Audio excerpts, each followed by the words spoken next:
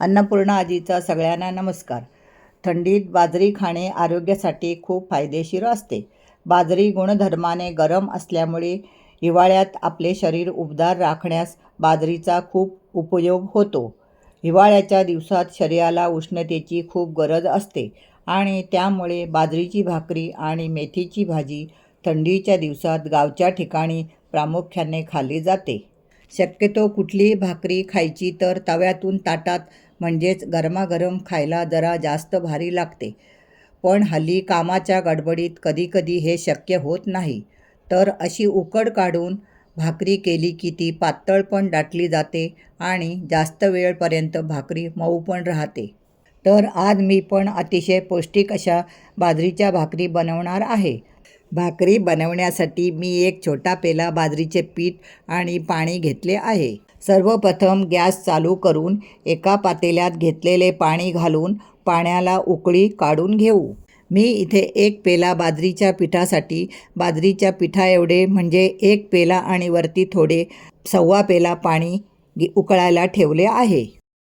पाण्याला चांगली उकळी आली की गॅस बारीक करून अलगद बाजरीचे पीठ पाण्यात घालून लगेच कालथ्याच्या मागच्या बाजूने मी पीठ पाण्यामध्ये चांगले एकजीव करून उकड काढून घेते.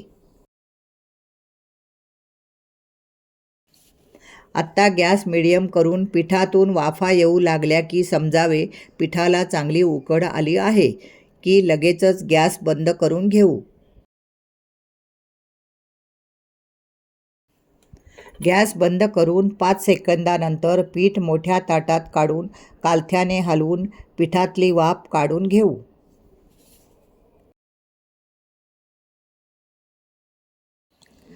पीठ हाताला सोसवेल एवढे गरम असतानाच पाण्याच्या हाताने चांगले मळून घेऊ. पीठ गरम असताना मध्ये मध्ये पाण्याच्या हाताने मळले की पीठ मळताना हाताला चटके जरा कमी लागतात आणि पीठ पण छान मळले जाते. जर असे वाटले की पीठ जास्त मऊ झाले आहे तर थोडं सुकं पीठ मळताना पिठात मिक्स करून घट्ट पीठ मळतो तसे मळून घ्यावे. पीठ चांगले मळून घेतले की पिठात चिकटपणा तयार होतो. त्यामुळे भाकरी भराभर पोलपाटावर सरसर फिरल्या जातात आणि भाकरी पण पातळ लाटल्या जातात. माझे इथे सगळे पीठ मळून झाले आहे. आत्ता मी त्या पिठाचे समान 4 गोळे करून घेते म्हणजे एकसारख्या आकाराच्या भाकरी लाटून तयार होतील. पिठाचे गोळे तयार झाले की अजिबात न वेळ घालवता भराभर भाकरी लाटून घेऊ. आत्ता बाजरीच्या पिठात गोळ्याला बुडवून दोन्ही साईडने गोळ्याला पीठ लावून पोलपाटावर थोडे पीठ पसरून चपातीसारखे हलक्या हाताने भाकरी लाटत जाऊ. मध्ये जर वाटले भाकरी पोलपाटाला चिटकते तर भाकरी उचलून पोलपाटावर थोडे सुके पीठ पसरून परत भाकरी लाटून घ्यायची. पीठ चांगले मळले गेले की भाकरी छान पातळ लाटता येते. भाकरीच्या कडा अजिबात न तुटता एकदम पातळ गोल गरगरीत भाकरी तयार होते. परत पुढची भाकरी करताना पण परत एकदा गोळ्यावर हाताचा भार देऊन गोल गरगरीत गोळा करून सुक्या पिठात बुडवून घेऊ. भाकरी लाटण्यापूर्वी पोलपाटावर पीठ पसरवून हलक्या हाताने चपाती लाटतो तशी भाकरी हळूहळू लाटून घेऊ. भाकरी लाटताना वाटले की भाकरी पोलपाटावर सरसर फिरत नाही किंवा पोलपाटाला चिटकते तर भाकरी अलगद हाताने उचलून पोलपाटावर थोडे सुके पीठ पसरून घ्यायचे. मी इथे तीळ लावून भाकरी बनवली आहे. तीळ गुणधर्माने उष्ण असल्यामुळे थंडीत आवर्जून खाल्ले पाहिजेत. अशी माझी पातळ गोल गरगरीत भाकरी लाटून तयार झाली आहे. प्रत्येक वेळी गोळा घेताना तो हाताच्या तळव्याने चांगला भार देऊन गोलाकार करून घ्यायचा, नाहीतर पोलपाटावर भार देऊन गोल करून घ्यायचा. म्हणजे भाकरी करताना भाकरी एकसारखी गोल गरगरीत पातळ भाकरी लाटली जाते. भाकरी लाटताना जर भाकरीच्या कडा जाड वाटल्या तर भाकरीच्या कडा लाटून एकसारखी पातळ लाटून घेऊ. शेवटच्या भाकरीच्या गोळ्यावर मी थोडे काळे तीळ पसरवून घेते. भाकरी लाटताना हलक्या हाताने भरभर फिरवत ही पण भाकरी मी लाटून घेते. भाकऱ्या सर्व लाटून झाल्या आहेत. एका साईडला तवा पण गरम झाला आहे. भाकरी तव्यात टाकताना गॅस मीडियम करावा. एकदा भाकरी तव्यात टाकली की लगेच भाकरीवर पाण्याचा हात फिरवून घेऊ. भाकरीला पाणी लावले की गॅस मोठा करून भाकरीवर हलक्याशा वाफा येताना दिसल्या की लगेच भाकरी दुसऱ्या साईडवर पलटून घेऊ. गॅस मोठा ठेवल्यामुळे लगेच भाकरी वरच्या साईडने सुकल्यासारखी दिसते किंवा तव्याकडच्या बाजूला भाकरीवर सोनेरी स्पॉट दिसू लागले की लगेच भाकरी पलटून घेऊ. भाकरी फुगू लागली की गॅस मीडियम करून भाकरी मॅशरच्या किंवा रुमालाच्या साहाय्याने दाबून चांगली सगळीकडून एकसारखी भाजून घेऊ.